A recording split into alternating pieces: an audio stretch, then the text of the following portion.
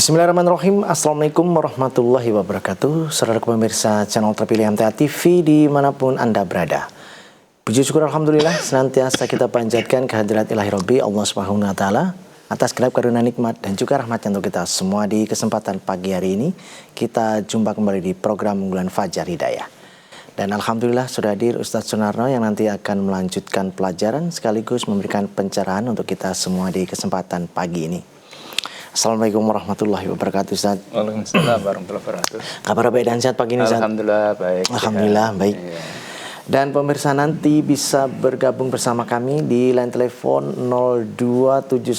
02716793.000, SMS ataupun di WA kami di 08112553.000. Kita simak pelajaran kita pagi ini. Silakan, Ustaz. Ya. Bismillahirrahmanirrahim. Assalamualaikum warahmatullahi wabarakatuh. Alhamdulillahirabbil alamin. Wassalatu wassalamu ala asyrafil anbiya'i wal mursalin wa ala alihi wa ashabihi wa man ittabi'ahu ila yaumiddin, amma ba'd. Saudaraku pemirsa dan pendengar dimanapun berada, syukur alhamdulillahirabbil alamin, Allah senantiasa curahkan anugerah pada kita. Hari ini kita masih diperkenankan mengawali aktivitas kita dalam keadaan sehat walafiat. Saudaraku, hari ini kita bicara tentang membina karakter qanaah dalam kehidupan. Allah Subhanahu wa Ta'ala membimbing kepada hambanya, utamanya orang-orang yang beriman, supaya tetap menjaga keimanannya, punya sifat qanaah, dan tidak silau terhadap apa yang dimiliki oleh orang lain, sehingga menyebabkan memandang kecil apa yang sudah Allah anugerahkan pada dirinya. Maka Allah Subhanahu wa Ta'ala berfirman dalam surat Toha ayat 131 itu, A'udzu billahi minasyaitonir rajim. Wala tamuddanna 'ainaika ila ma mata'na bihi azwajam minhum zahratal hayatid dunya litaftinahum fihi warizqu rabbika khairu wa abqa. Wala tamuddanna 'ainaika ila ma mata'na bih. Jangan sekali-kali kamu tujukan pandanganmu kepada apa yang Allah berikan pada golongan-golongan yang hidup mewah. Ayat ini memberikan pendidikan pada kita, supaya dalam kehidupan kita tidak suka melihat, memandang, membandingkan pada apa yang dimiliki orang lain. Yang mana orang lain itu punya kelebihan dalam hal materi dunia dari kita. Maka kita ini dididik untuk tetap bisa menjaga hati kita, supaya tenang hatinya, keimanan tetap terjaga. Maka kita ini supaya jangan sampai terlena memikirkan apa yang dimiliki orang lain itu, sehingga kita ini tidak mensyukuri apa yang sudah ada pada diri kita.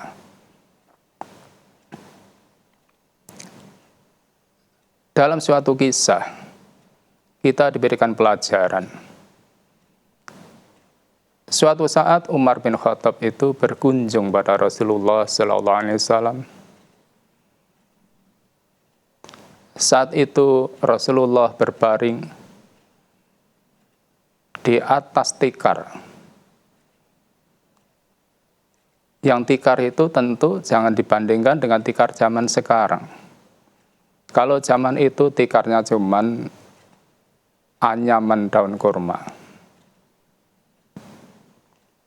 Di rumah beliau hanya tergantung tempat air yang sudah lapuk. Tidak ada yang lain. Maka dengan serta-merta Umar bin Khattab menangis, mencucurkan air mata. Maka melihat itu Rasulullah SAW bertanya pada Umar, "Hai Umar, apa yang membuatmu kamu menangis?" Umar menjawab, "Wahai Rasulullah, sesungguhnya Kisra dan Kaisar Romawi, mereka hidup dalam kemewahannya. Sedang engkau itu Rasulullah, makhluk yang mulia, makhluk pilihan Allah. Tidur hanya sebagaimana yang dilihat oleh Umar itu." Maka dikisahkan dalam hadis riwayat Ahmad nomor 2608.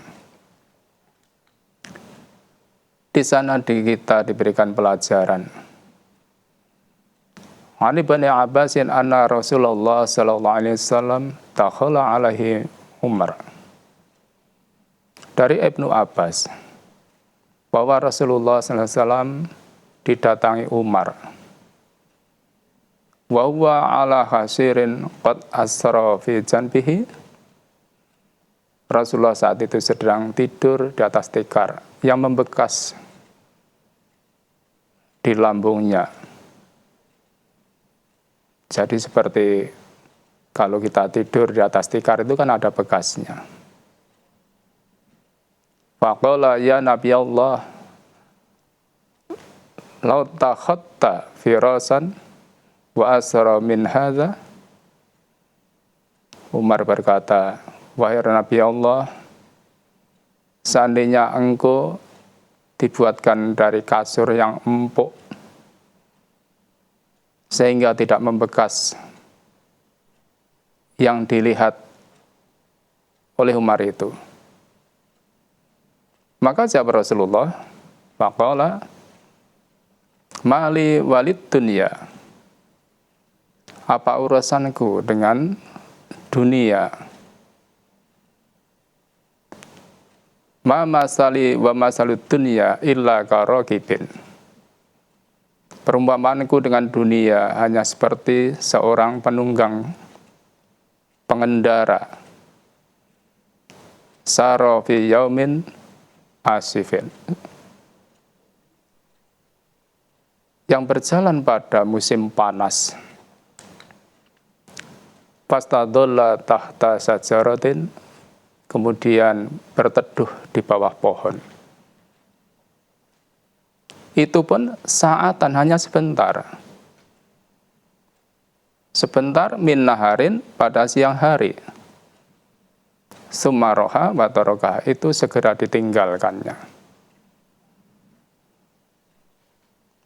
Maka dalam hadis ini Rasulullah sebagai panutan manusia memberikan contoh betapa qanaahnya beliau dengan apa yang ada, bisa menikmati dengan apa yang ada. Tidak membayangkan kemewahan sebagaimana Raja Kisra, Kaisar Romawi, tidak. Tapi beliau bisa menikmati apa yang ada, walaupun dilihat tampak. Ya, kalau kita kan tidak mengenakan. Tapi itulah Rasulullah memberikan didikan pada kita. Maka dari hadis ini, kita juga diberi pendidikan supaya kita bisa menikmati apa yang ada pada diri kita. Maka di hadis lain, Rasulullah juga bersabda pada Umar, "Au bisakin anta ya ibnul Khattab?" Apa kamu masih ragu, hai Umar bin Khattab? Ulaika qaumun ujilat lahum thayyibatuhum fil hayatid dunya. Mereka satu kaum yang disegerakan kesenangan di dunianya, tapi nggak punya akhirat. Lah kita umat Islam dengan rasa qanaahnya, tetap menjaga keimanannya, tetap menjaga syukurnya, itu ada harapan kebaikan di akhirat. Maka dari sini kita dididik bagaimana kita bisa menikmati hidup sesuai dengan apa yang ada diri kita masing-masing. Kemudian dalam ayat tadi dilanjutkan, azwajam minhum zahratal hayatid dunya litaftinahum fih. Karena apapun yang ada, kemewahan yang ada itu sebagai cobaan hidup. Cobaan hidup. Memang dunia itu ada kalanya menyebabkan pemiliknya bisa menjadi sombong, takabur, pongah, meremehkan orang lain, merendahkan orang miskin, dan sifat-sifat jelek yang lain. Ini berarti orang diuji dengan kekayaannya, dia tidak bisa lulus dari apa yang ada. Tapi ada kalanya, dunia itu kalau bagi orang beriman, bisa membawa pemiliknya semakin meningkatkan imannya, meningkatkan takwanya pada Allah. Karena apa? Membelanjakannya di jalan-jalan yang mendekatkan diri pada Allah. Untuk menyambung silaturahmi, serta beramal apa yang menjadi kebajikan, semakin meningkatkan ketaatan, yang ini semuanya akan memberikan kebaikan dunia dan akhiratnya. Maka di dalam hadis At-Tirmidzi nomor 2247 kita diberikan pelajaran. Rasulullah bersabda, "Innamad dunya li arba'ati nafarin." Dunia itu bagi 4 golongan. Abdin rajahullahu malan wa ilman. Ada hamba yang diberikan kekayaan, namun dia tekun dalam mencari ilmu agama, tekun mengajinya, tekun beribadahnya, bahwa yattaqi fihi rabbahu, sehingga dengan hartanya itu menjadikan semakin dia takwa kepada Allah Subhanahu wa taala. Wa yasilu fihi rahimah, dan dia dengan hartanya digunakan untuk sarana menyambung silaturahmi pada siapapun. Sehingga akhlaknya baik. Ibadahnya pada Allah semakin kuat, akhlaknya pada sesama semakin bagus. Kemudian dilanjutkan, wa ya'lamu lillahi fihi haqqan, dan mengerti kewajiban-kewajibannya dalam harta itu. Zakatnya, infaknya, sedekahnya, dan lain sebagainya. Fahada bi afdalil manazil, itulah sebagus-bagus kedudukan. Ini golongan yang lulus diuji dengan kaya, diuji dengan harta yang melimpah. Karena dia tidak terpengaruh dengan hartanya yang dimiliki itu. Hatinya tetap lurus, sehingga dengan hartanya bisa selamat dunia dan akhiratnya. Kemudian, wa abdin razaqallahu ilman wala yarzuqhu malan. Ada segolongan yang di situ diberikan ilmu, paham agamanya, tekun beragamanya, tekun ibadahnya, namun kekurangan dalam sisi harta benda. Wa huwa shadiqun niyati, namun dia tetap lurus hatinya. Lurus hatinya. Walaupun dari sisi materi kekurangan, namun dia tetap semangat, giat dalam menekuni ilmu agamanya, menekuni ibadahnya, menekuni sabilillahnya sesuai dengan kadar kemampuan yang ada pada dirinya. Yaqulu law anna li malan la amiltu bi amali fulanin. Dia berangan-angan, seandainya saya mempunyai harta sebagaimana si fulan yang banyak amal tadi, maka dia akan bi amali fulanin, akan beramal seperti itu. Bahwa biniyatihi fajruhuma sawaun. Maka dengan niatnya itu pahalanya sama baiknya. Ini maksudnya, dia memandang orang kaya bukan dari sisi harta bendanya, tapi dari sisi pengamalannya, kebaikan yang dimilikinya. Dia ingin seperti orang kaya itu bukan materinya, tapi kebaikan yang dilakukannya. Nah, ini tipe orang yang lulus diuji dengan kekurangan harta. Tetap mantap imannya, tetap lurus hatinya, sehingga dalam perjalanan hidupnya bisa mensyukuri apa yang Allah anugerahkan pada dirinya. Ini yang harus kita ambil pelajaran. Kemudian dilanjutkan, wa'abdir razaqallahu malan walam yarzuqhu ilman. Golongan ketiga, orang yang diberi kekayaan namun dia tidak mau menekuni agamanya, tidak mau belajar agama sehingga nggak ngerti agama. Ibadahnya menjadi teledor. Maka kewajibannya pada Allah menjadi terlena gara-gara dia kaya. Maka orang yang begini, fahuwa yahfitu fi malihi bi ghairi ilm. Dia akan membelanjakan hartanya dengan sembarangan. Tidak sesuai dengan petunjuk agama, tidak membawa manfaat pada kehidupan dunia maupun akhiratnya.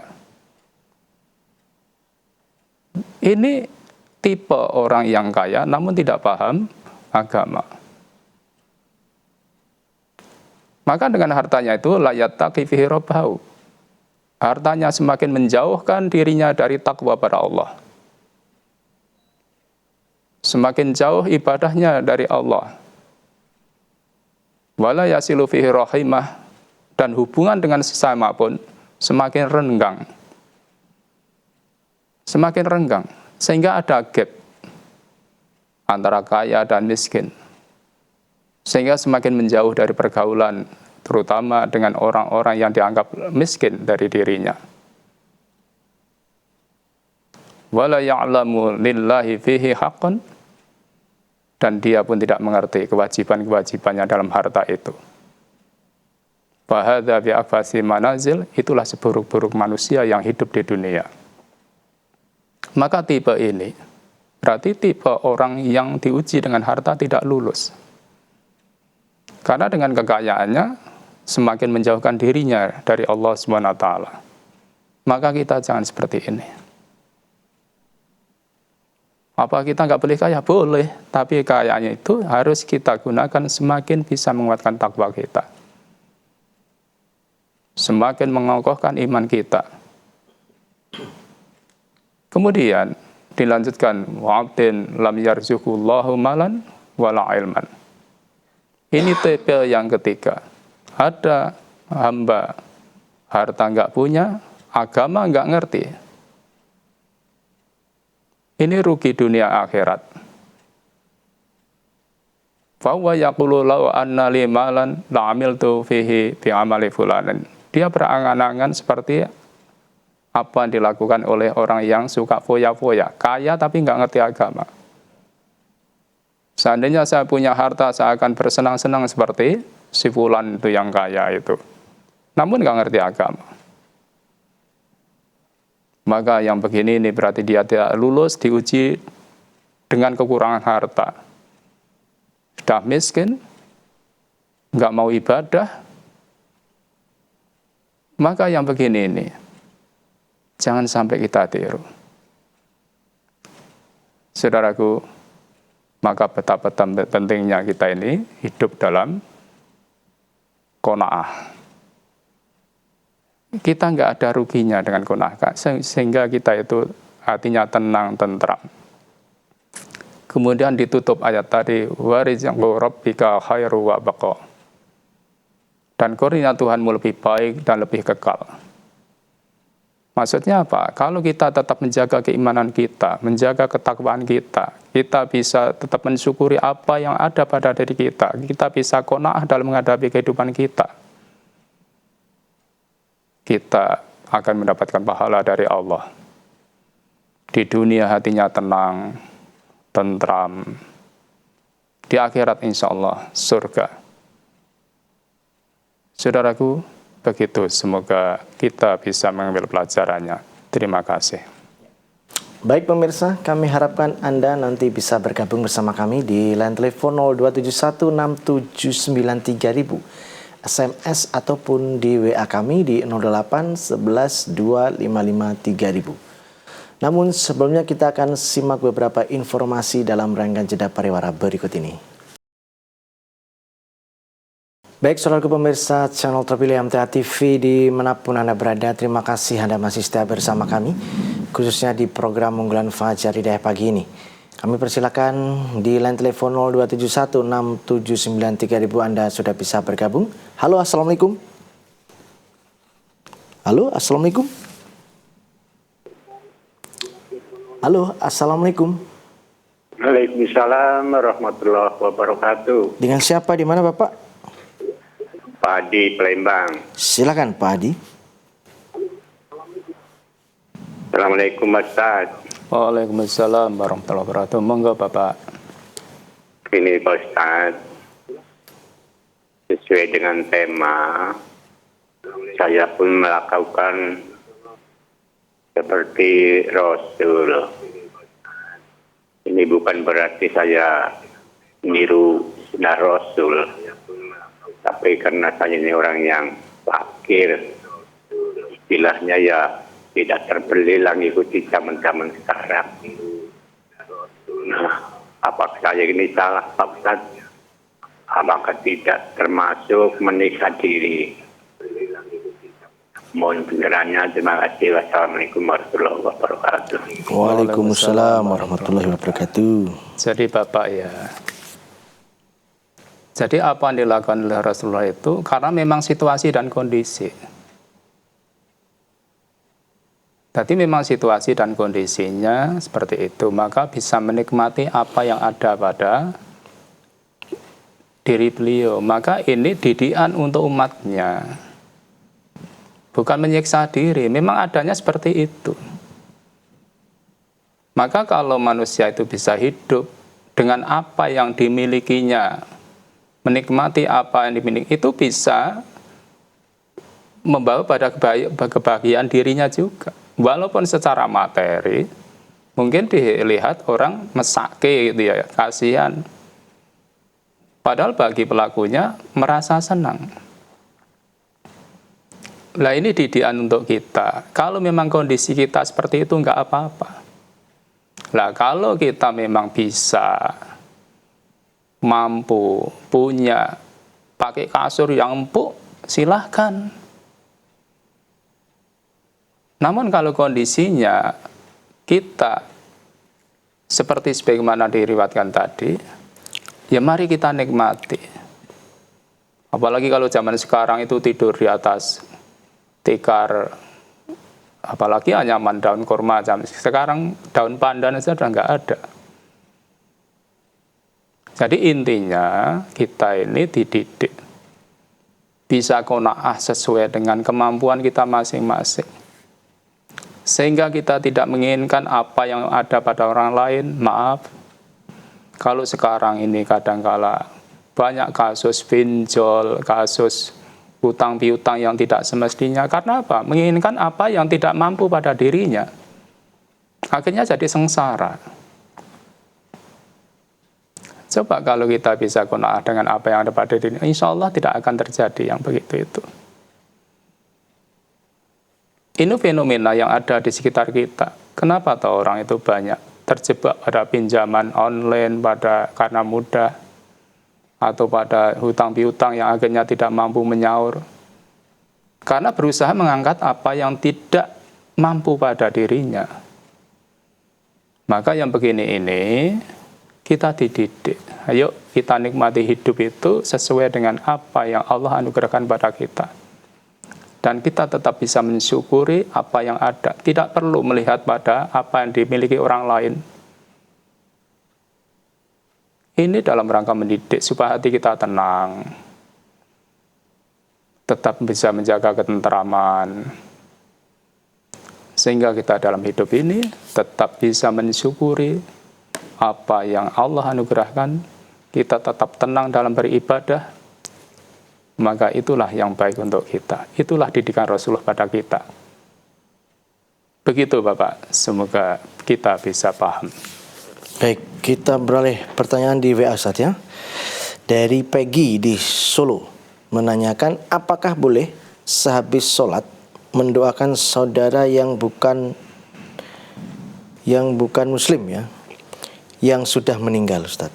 Mohon tausiahnya. Ya, tidak boleh. Jadi mendoakan pada orang selain Islam itu, kalau masih hidup boleh, namun mendoakan untuk mendapatkan hidayah. Tapi kalau mendoakan untuk mendapatkan ampunan, tidak boleh. Karena orang kafir sudah memilih jalannya dengan kekafirannya itu. Maka nggak perlu kita mintakan ampun. Maka kalau masih hidup, boleh didoakan. Tapi doa untuk dimohonkan hidayah. Bukan doa untuk dimohonkan ampun. Nggak ada hak bagi orang kafir untuk didoakan mohon supaya diampuni, nggak ada. Maka kita ini sudah dididik dengan Al-Quran. Itu dari Allah, bukan kita sendiri yang bikin aturan. Itu dari Allah. Begitu, semoga bisa dipahami. Ya. Beralih kembali di line telepon, kami persilahkan. Halo, assalamualaikum. Halo, assalamualaikum. Waalaikumsalam warahmatullahi wabarakatuh. Ya, dengan siapa? Di mana Bapak? Mau tanya Pak. Ya, dengan Bapak siapa? Saya tanyakan di sini sih ada orang akikoh, tapi di luar 7 hari atau di luar 7 hari itu kalau saya dikasih makanan atau ikannya ini sah atau tidak dimakan, haram atau tidak. Yang kedua, saya ini mengikuti jamaah, tapi jamaahnya itu sholatnya tidak tertib atau tidak stabil, seperti nutuli beras atau makanan. Ini sholatnya sah atau tidak. Yang ketiga, saya ini orang buta pendengar radio MTA. Nah, saya mungkin mengimami itu dibolehkan atau tidak. Itu saja Pak, saya akan menanyakan. Kalau ada kesalahan, saya minta maaf sebanyak-banyakan. Terima kasih. Wassalamualaikum warahmatullahi wabarakatuh. Waalaikumsalam warahmatullahi wabarakatuh. Ya, dari hamba Allah, nggak ngerti alamatnya ini ya. Jadi Bapak ya, yang pertama urusan akikah ya, kita harus yakin bahwa akikah itu yang sahih itu sembelihan pada hari ke-7. Maka kalau selain hari ke-7, yang kita yakini yaitu karena hadisnya memang dhaif. Maka kalau kita itu diberikan ikan akikah seperti itu, ya jangan dimakan. Jangan dimakan. Karena kita untuk menjaga akidah kita, hati kita, iman kita, kita hati-hati. Maka kalau di luar hari 7, jangan dimakan kalau kita diberi. Itu yang pertama. Kemudian yang kedua, apa tadi? yang bersangkutan ikut jamaah sholat, namun Iya. tidak tartil. Ya, ya. Sah atau tidak sholatnya? Ya, jadi Bapak ya, jadi kalau sholat jamaah kita itu mengikuti imam, imamnya tidak tartil, tetap sah Pak bagi makmumnya. Namun kesalahannya bagi imam itu sendiri. Kenapa jadi imam nggak tartil? Padahal imam itu ada syaratnya. Maka kalau bagi makmum, imamnya tidak tartil dan membaca, tetap sah selama itu jahar. Lah kalau nanti sudah sir, kita baca sendiri. Kemudian kalau imamnya itu mungkin terlalu cepat, kalau digambarkan seperti ayam notol itu, kalau kita tidak bisa mengikuti, kita bisa mufarokoh. Mufarokoh itu memutus. Karena memang tidak bisa mengikuti. Tapi selama kita masih bisa mengikuti, ikuti jamaah itu. Karena salahnya imam tidak membawa kesalahan bagi makmum. Itu yang kedua. Kemudian yang ketiga, Yang bersangkutan itu buta, bolehkah menjadi imam dalam sholat jamaah? boleh. Jadi selama kiblatnya tetap sebagaimana di situ ada yang memposisikan kiblatnya benar. Bacaannya tartil, fasih, boleh jadi imam. Jadi nggak jadi penghalang untuk jadi imam itu. Begitu, semoga bisa dipahami. Ya, baik, kita bacakan kembali Ustadz yang ada di WA. Kali ini dari Bapak Sulistiono di Tuban. Bagaimanakah Ustadz memperbaiki dan mendidik karakter anak yang sering membantah orang tua, namun di luar rumah anak tersebut kurang bisa menghadapi orang, yaitu malu, tidak bisa banyak bicara? Iya. Jadi Bapak ya, jadi kita memang dalam mendidik anak ini, ya gampang-gampang susah. Gampang bagi mengerti bagaimana mendidik. Susah kalau tidak mengerti cara mendidiknya. Maka kita ini dalam mendidik anak, memang harus dari kecil. Dibiasakan dari kecil. Untuk taat pada orang tuanya, mengikut perintah orang itu dari kecil. Kita harus yakin al-ilmu bisyghar kanaksi bil hajar. Dibiasakan dari kecil itu akan terbawa sampai dewasa. Maka digambarkan seperti orang yang ngukir di atas batu. Maka kita sebagai orang tua, mari kita didik anak-anak kita sejak kecil. Jangan kalau sudah gede. Tadi sejak kecil dididik, dibiasakan, terutama dalam ketaatan pada bapak ibunya, sopan santun dalam bicaranya, supaya kalau diperintah tidak suka membantah. Ini dari kecil dibiasakan. Kemudian juga untuk menanamkan sikap yakin diri, tidak minderan. Itu kan termasuk minderan. Maka kalau kita supaya tidak minder, itu harus ada yang diandalkan pada dirinya. Karena untuk percaya diri ini mesti harus diberikan didikan. Akhlaknya baik, ya, ibadahnya baik.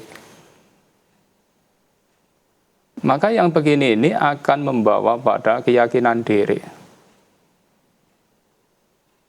Maka kita ini sebagai orang tua berkewajiban mendidik anaknya. Maka tanamkan pada anak kita. Walaupun mungkin maaf, anaknya orang tidak punya umpamanya, tapi nggak boleh minder, itu nggak boleh. Maka dididik, bagaimana kamu anaknya orang nggak punya, sekolah harus yang pinter, akhlaknya yang baik, jujur. Oh, insya Allah nggak akan minderan, itu nggak ada. Karena yakin dengan apa yang dilakukan itu kebaikan. Maka sejak kecil tanamkan supaya rasa percaya diri ini muncul pada anak-anak kita. Sehingga tidak minderan, nggak berani bicara, itu nggak akan terjadi. Begitu Bapak, semoga bisa dipahami. Ya.